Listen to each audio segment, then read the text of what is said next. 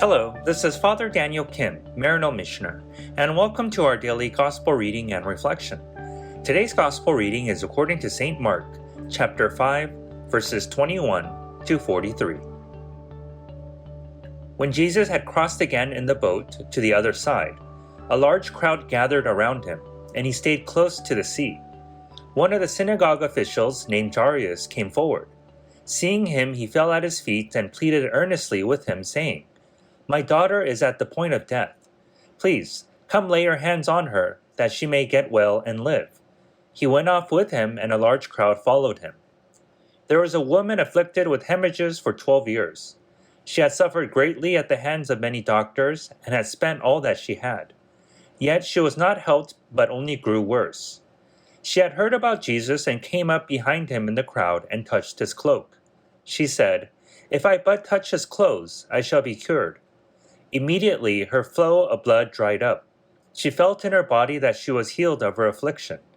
Jesus, aware at once that the power had gone out from him, turned around in the crowd and asked, "Who has touched my clothes?" But his disciples said to him, "You see how the crowd is pressing upon you, and yet you ask, 'Who touched me?'" And he looked around to see who had done it. The woman, realizing what had happened to her, approached in fear and trembling. She fell down before Jesus and told him the whole truth. He said to her, "Daughter, your faith has saved you. Go in peace and be cured of your affliction." While he was still speaking, people from the synagogue official's house arrived and said, "Your daughter has died. Why trouble the teacher any longer?" Disregarding the message that was reported, Jesus said to the synagogue official, "Do not be afraid, just have faith." He did not allow anyone to accompany him inside, except Peter, James, and John, the brother of James.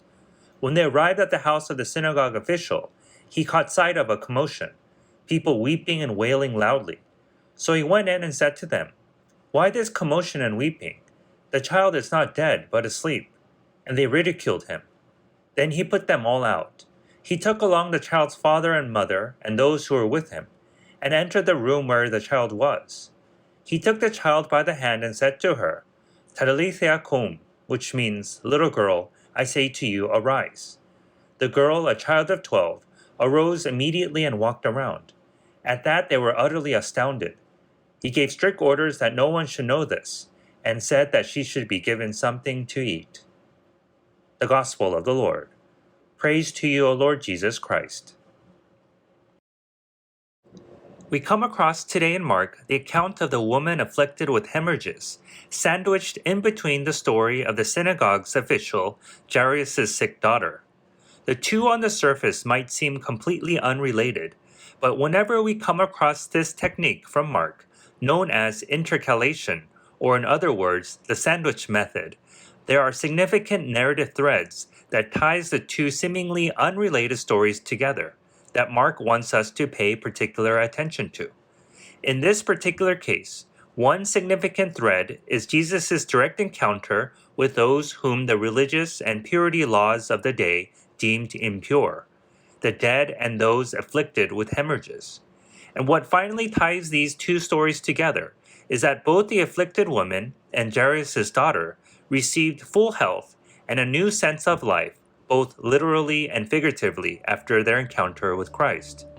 So despite how quote-unquote unclean we may feel due to our sinfulness, let that not be a deterrent for us to meet Christ and in turn receive new life. Thank you for listening to today's Gospel reading and reflection. Please be sure to tune in again tomorrow. Have a blessed and wonderful day.